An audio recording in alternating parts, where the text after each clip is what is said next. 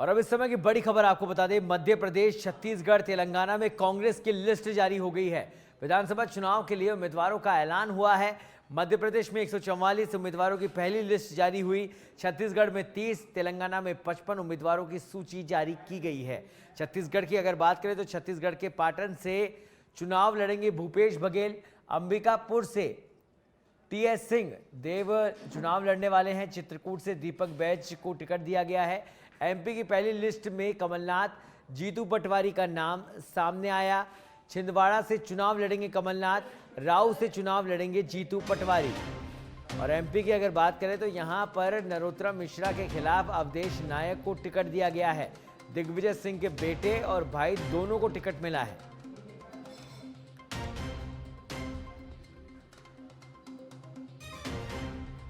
लंबे मंथन के बाद अब आज शारदीय नवरात्रि के पहले दिन छत्तीसगढ़, तेलंगाना और मध्य प्रदेश की लिस्ट, पहली सूची जारी कर दी है कांग्रेस ने। और पुराने नाम कद्दावर नेताओं को इसमें शामिल किया गया है। आपको बता दें, विधानसभा चुनाव के उम्मीदवारों का ऐलान आज हो गया है। 144 सीटें, पहली सूची मध्य प्रदेश की, जिसमें 144 नाम शामिल किए गए हैं। छत्तीसगढ़ में 30, तेलंगाना में 55 उम्मीदवारों की सूची जारी।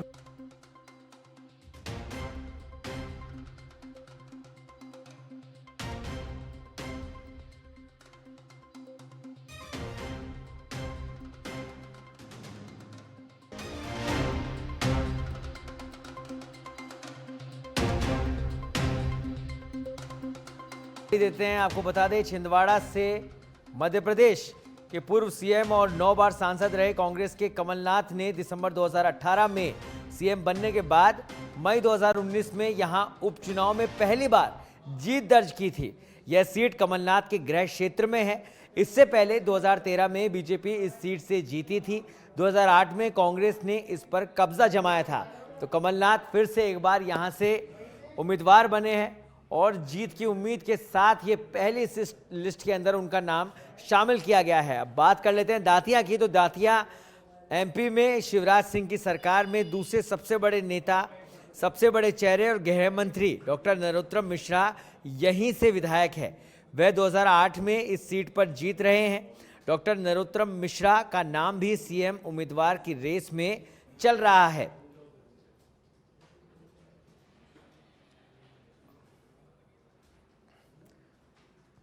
और इस खबर पर अधिक जानकारी के लिए हमारे साथ सीधे लाइव जुड़ चुकी हैं दिल्ली से हमारी संवाददाता कनिका कटियार। कनिका, 3 लिस्टें जारी हुई है और क्या आपको किस तरह से इन लिस्टों को दिख रही है? जिन लोगों से उम्मीद थी, जिन लोगों के नाम होने चाहिए थे, वो तमाम नाम इसमें शामिल हो गए हैं।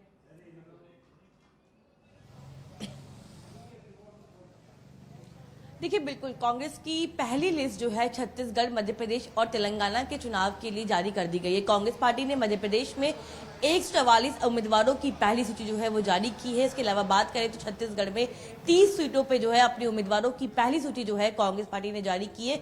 और इसके अलावा तेलंगाना की बात करें तो 55 सीटों पे जो है कांग्रेस पार्टी ने अपनी पहली सूची जो है उम्मीदवारों की जारी कर दी है। अब बात करेंगे मध्य प्रदेश की, तो मध्य प्रदेश में कमलनाथ को एक बार फिर से जो है चुनाव में उतारा गया है। कहीं ना कहीं कांग्रेस पार्टी की ओर से मध्य प्रदेश में कमलनाथ जो है वो मुख्यमंत्री का चेहरा है और एक बार फिर से छिंदवाड़ा में कमलनाथ को टिकट दिया गया है। इसके अलावा पार्टी ने वरिष्ठ नेताओं को भी जो है इसमें भागीदारी दी है। लेकिन इसके अलावा जो है 7 से 8 लोगों को जो ऐसे हैं जिनके नामों पे कहीं ना कहीं मामला फंस रहा था, क्योंकि दिग्विजय सिंह भी अपने नामों की पैरवी कर रहे थे, कमलनाथ अपने नामों की पैरवी कर रहे थे। इसके अलावा तमाम जो नेता हैं वो अपने अपने नामों की पैरवी कर रहे थे। तो कहीं ना कहीं जो है मैक्सिमम नंबर देखा जाए तो उन नेताओं का है जो कांग्रेस पार्टी में एक वर्चस्व रखते हैं, जमीनी स्तर पे उनका एक बड़ा प्रभाव है। और सबसे बड़ी बात, कांग्रेस पार्टी के लिए इन टिकटों का फैसला इसीलिए जरूरी था, इसीलिए कठिन था, क्योंकि बीजेपी के तमाम सांसदों के खिलाफ कांग्रेस पार्टी किसको प्रोजेक्ट करेगी, ये बड़ा चैलेंज था। तो कांग्रेस पार्टी ने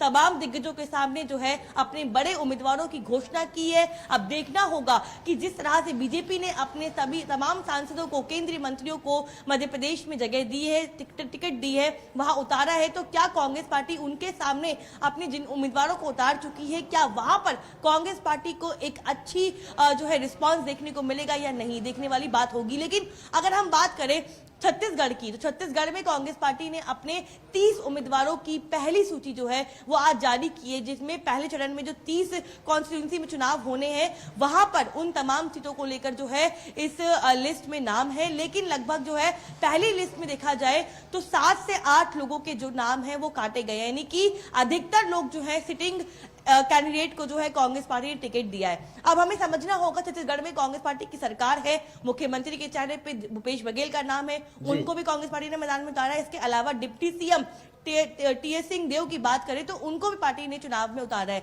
तो कहीं ना कहीं जिताऊ और टिकाऊ की जो हम बात करते आए हैं, कांग्रेस पार्टी का फॉर्मूला तय है कि जो जिताऊ और टिकाऊ होगा कांग्रेस पार्टी जो है उन्हीं को उम्मीदवार बनाएगी। लेकिन कांग्रेस पार्टी के लिए एक बड़ा चैलेंज ये भी था, क्योंकि छत्तीसगढ़ में कांग्रेस पार्टी की सरकार है और वहां पर कितना परसेंट सिटिंग एमएलए का टिकट कटेगा एक बड़ा फैक्टर था, क्योंकि कुछ सीटें थी जहां पर सीईसी में मंथन के दौरान जो है मामला फंस गया था और उसके बाद दोबारा दिल्ली में मुख्यमंत्री की मौजूदगी में बैठक भी हुई थी और तमाम पहलुओं पे जो है चर्चा की गई थी। लेकिन पहली सूची की बात करें तो 7 से 8 केवल लोगों के नाम जो है वो काटे गए हैं और नए लोगों को जगह दी गई है। लेकिन बाकी जो लगभग उम्मीदवार है 22 से 25 उम्मीदवार जो है वो सिटिंग उम्मीदवार है। तो कहीं ना कहीं हम ये समझ सकते हैं कि कांग्रेस पार्टी जो है अपने पुराने जो उम्मीदवार थे उन्हीं के ऊपर जो है दाव खेल रही है और उन्हीं को मैदान में उतारकर जो है वहां पे तैयारी कर रही है चुनाव की। अब तेलंगाना की बात करें सौरभ, तेलंगाना में 55 सीटों पे पहली सूची जारी हुई है, जिसमें रेवंत रेड्डी जो कि प्रदेश अध्यक्ष है उनका नाम है। उसके अलावा तमाम जो जातिकरण समीकरण देखा जाए तेलंगाना का, उसको मद्देनजर रखते हुए कांग्रेस पार्टी ने पहली सूची जो है अपनी आज जारी की है। जी, अगर बिल्कुल आप सही कह रही हैं कनिका, जो पहली सूची में देखने को नाम मिल रहे हैं वो पुराने और कद्दावर नेताओं के नाम मिल रहे हैं। खासतौर पर अगर बात की जाए दिग्विजय सिंह, उनके भाई और बेटे को दोनों को टिकट दिया गया है।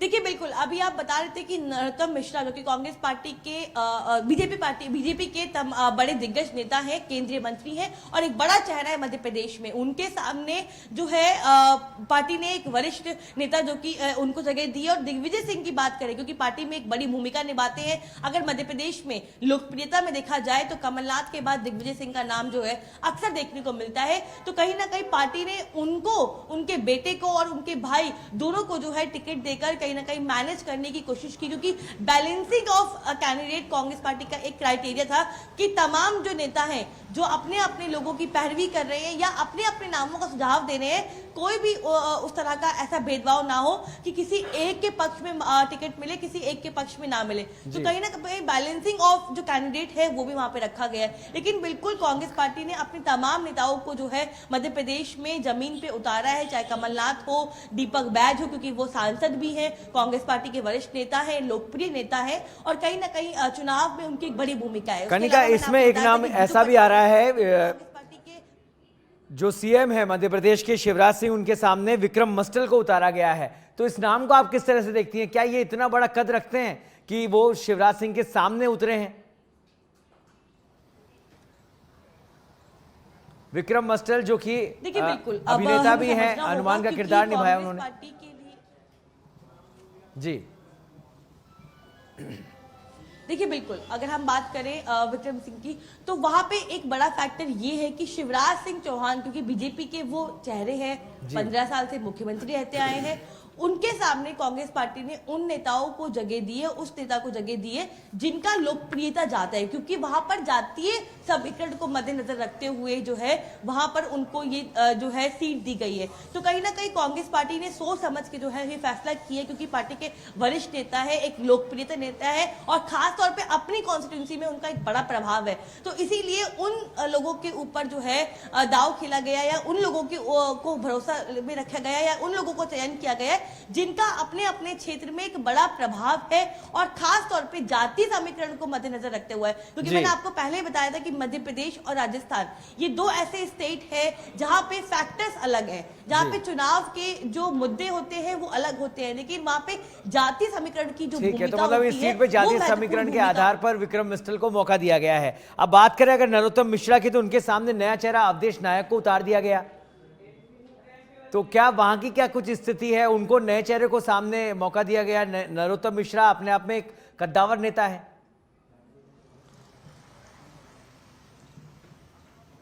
देखिए बिल्कुल बीजेपी के नरोत्तम मिश्रा जो है बीजेपी के जो नरोत्तम मिश्रा है वो कद्दावर नेता है और लगातार जो है लोकप्रियता रहती है, लगातार वो सुर्खियों में रहते हैं और बीजेपी कहीं ना कहीं उनको हमेशा फ्रंट फुट पे रखती है। लेकिन उनको टिकट दिया गया, लेकिन कांग्रेस ने भी अपने मजबूत दावेदार को उनके सामने उतारा है। लेकिन अब देखना ये होगा कि जब चुनाव आते हैं तो किस तरह से वहां पर जो है जनता जो है किसको चुनती है, क्योंकि कहीं ना कहीं चुनावों के जो मुद्दे हैं, चाहे वो बीजेपी की बात करें चाहे कांग्रेस की बात करें, अलग अलग पैटर्न है। चाहे शिवराज सिंह चौहान की बात करें तो वो आरक्षण पे जो है बात कर रहे हैं, वहीं अगर हम कांग्रेस पार्टी की बात करें तो कांग्रेस पार्टी मध्य प्रदेश में गारंटीज की बात कर रही है। कर्नाटक के बाद कांग्रेस पार्टी ने हर राज्य में, चाहे वो राजस्थान हो, चाहे वो मध्य प्रदेश हो, छत्तीसगढ़ हो, तेलंगाना हो, वहां पर 5 गारंटीज की बात की है। 5 गारंटीज में एलपीजी की बात हो रही है, सब्सिडीज की बात हो रही है, किसान आय की बात हो रही है। तो तमाम ही जो मुद्दे हैं, तमाम जो ये घोषणाएं हैं, ये कहीं ना कहीं एक बड़ा फैक्टर भी होते हैं। लेकिन उसके अलावा ये भी फैक्टर है कि आखिरकार बीजेपी के कद्दावर नेताओं के सामने कांग्रेस पार्टी ने जितने भी उम्मीदवारों को टिकट दिया है, क्या वो वहां पर जीत पाएंगे, क्या उनका जाति समीकरण सेट हो पाएगा, क्या उनकी लोकप्रियता रहेगी, ये सब जब क्लियर हो पाएगा, जब वहां पर चुनाव होंगे और हम वहां जाएंगे और वहां पे कवर करेंगे, तब चलेगा कि जमीनी हकीकत वहां पे क्या कुछ है। जी, अभी अगर बात करें इंदौर की तो वहां पर क्या स्थिति है? कैलाश विजयवर्गीय को वहां से उतारा गया है मैदान के अंदर, तो वहां पर क्या समीकरणों को ध्यान में रखकर मैदान में उतारा कैलाश विजयवर्गीय को, उसके बारे में क्या आप किस तरह से देखती हैं? क्योंकि अभी जैसा कि सामने आ रहा है, बिल्कुल आप कैलाश विजयवर्गीय की बात कर रहे हैं।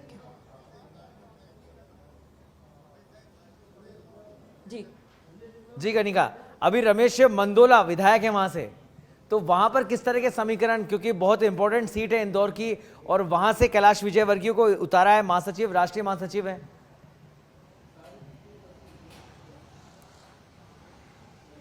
देखिए बिल्कुल मैंने आपको अभी पहले भी कहा था कि कहीं ना कहीं जो है तमाम पहलुओं पे जो है यहाँ पे चर्चा की गई है। जो है सॉफ्ट हिंदुत्व की बात जो है वो भी रखी गई है। इसके अलावा देखिए जो है वहाँ पर सबसे अधिकतर जो है मध्य प्रदेश में अगर हम बात करें तो सॉफ्ट हिंदुत्व का एक जो प्रभाव है वो ज़्यादातर देखने को मिलता है, क्योंकि इसके अलावा जो है जाति समीकरण का प्रभाव भी है। तो कहीं ना कहीं ऐसी कुछ सीटें हैं जहाँ पर सॉफ्ट हिंदुत्व की राजनीति होती है और उसको मद्देनजर रखते हुए कांग्रेस पार्टी ने भी अपना वो चेहरा वहां पे अनाउंस किया है जो कहीं ना कहीं एक बड़े मार्जिन पे कब्जा कर सकता है या बड़ा एक फैक्टर बन सकता है। तो जो तमाम ये 144 लोगों की लिस्ट में जो नाम है, ये वो नेता है जिनका अपने आप में एक प्रभाव है। उसके अलावा इनका अगर हम बात करें तो कहीं ना कहीं फीडबैक सर्वे भी जो है वो भी बहुत अच्छा रहा है, इसीलिए कांग्रेस पार्टी ने वहां पर उन नेताओं को जो है भूमिका दी है और जगह दी है। तो अपने आप में कहने वाली बात ये होगी, ओवरऑल यही है कि कांग्रेस पार्टी ने बहुत सोच समझ के अपने उम्मीदवारों का चयन किया।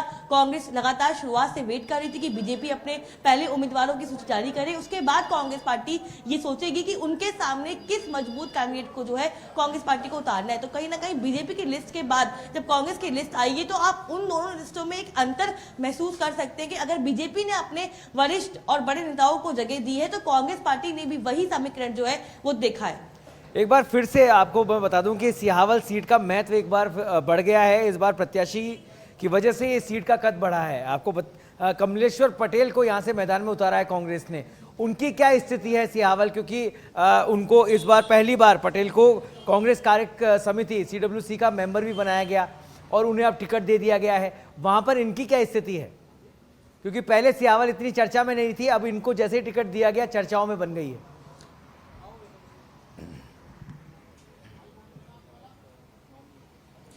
देखिए बिल्कुल आपने आपका सवाल एक बार आप रिपीट कीजिए सौरभ जी। मैं आपसे यही कह रहा था कि सिहावल की जो सीट है वहां से जो कैंडिडेट कांग्रेस ने उतारा वो कमलेश्वर पटेल को उतारा। तो जैसे कमलेश्वर पटेल का नाम आया तो इस सीट का कद अपने आप में बढ़ गया, क्योंकि सीडब्ल्यूसी का पहली बार उनको मेंबर बनाया गया और अब टिकट भी दे दिया गया है। तो यहाँ क्या स्थिति देखती हैं? बीजेपी और कांग्रेस में सीधी टक्कर यहाँ पर होने वाली है।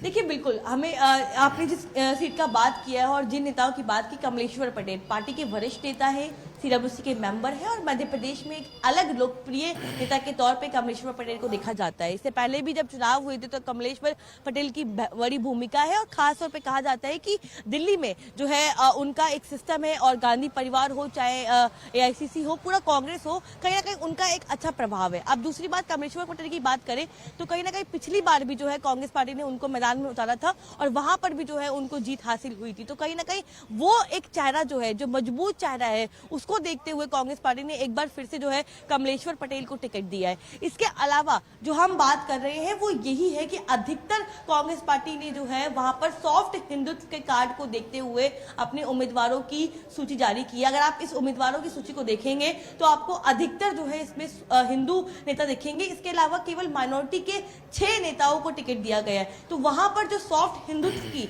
लड़ाई जो बीजेपी लड़ती आई है या जो बीजेपी एक मैसेज वहां पर डिलीवर करती है सॉफ्ट हिंदुत्व वाला, तो कहीं ना कहीं उसको ध्यान में रखते हुए कांग्रेस पार्टी ने भी अपना वही सॉफ्ट हिंदुत्व वाला कार्ड जो है वहां पे प्ले किया। क्योंकि इससे पहले जब प्रियंका गांधी वहां पे गई थी मध्य प्रदेश में, कमलनाथ मौजूद थे, दिग्विजय सिंह ये देखने वाली बात और होगी। लेकिन अगर कनिका बात करें अब छत्तीसगढ़ की, तो वहां पर जो पहली लिस्ट जारी हुई 30 कैंडिडेट्स की, उसमें क्योंकि आपने बता दिया कि यहां पर जो लिस्ट जारी हुई सॉफ्ट हिंदुत्व कहीं ना कहीं विषय रहा, उसको देखकर ये लिस्ट जारी की गई। छत्तीसगढ़ की अगर बात करें तो वहां पर इस लिस्ट को आपने किस तरह से देखा?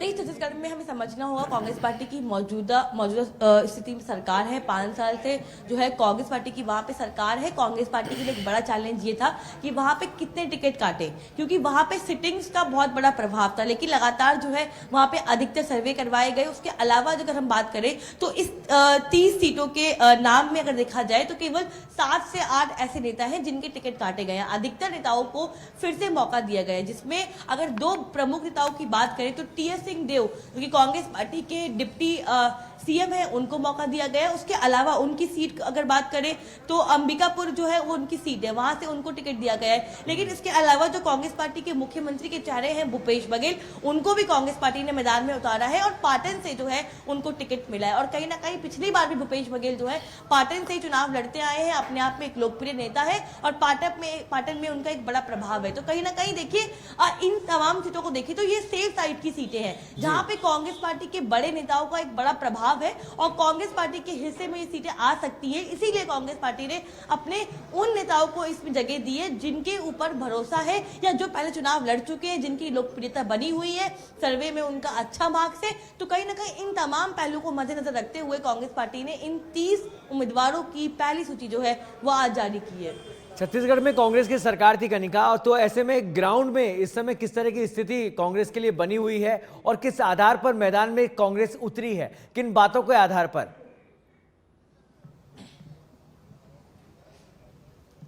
देखिए बिल्कुल हमें ये भी पता है कि कांग्रेस सरकार वहां पे 5 साल से काम कर रही है। धान का एक बड़ा मामला है, चावल का जो है वो एक बड़ा मामला रहा है। लगातार कांग्रेस पार्टी ने धान में जो है सब्सिडीज दी है, उसके अलावा तमाम योजनाओं का जिक्र किया है। लेकिन बीजेपी को केवल इसी मुद्दे पे कांग्रेस पार्टी वहां पे घेरती आई है। बीजेपी ने बहुत कोशिश की है लेकिन एक नैरेटिव जो है छत्तीसगढ़ में जो है खास तौर पर नहीं सेट कर पाई है बीजेपी, इसीलिए उसका कहीं ना कहीं फायदा जो है कांग्रेस पार्टी को मिलता हुआ दिखाई दे रहा है। लेकिन बिल्कुल छत्तीसगढ़ में अब से कुछ दिन पहले की बात करें तो कहीं ना कहीं एक तरफा माहौल था। लेकिन अब जैसे जैसे बीजेपी भी अपनी तैयारी कर रही है, अब नेक टू नेक फाइट है। चाहे बीजेपी की बात करें चाहे कांग्रेस पार्टी की बात करें, नेक टू नेक फाइट के बीच में अब कांग्रेस पार्टी को मिशन रिपीट वहां पर करना होगा। लेकिन इसके अलावा स्थानीय मुद्दों की बात तमाम करें तो मुद्दे हैं, स्थानीय मुद्दे, क्योंकि सरकार वहां की थी तो स्थानीय मुद्दों पे कितनी पकड़ होती है देखने वाली बात होगी। फिलहाल सीधा सीधा मुकाबला वहां पर होने वाला है। बहुत बहुत धन्यवाद कनिका इस तमाम जानकारी के लिए।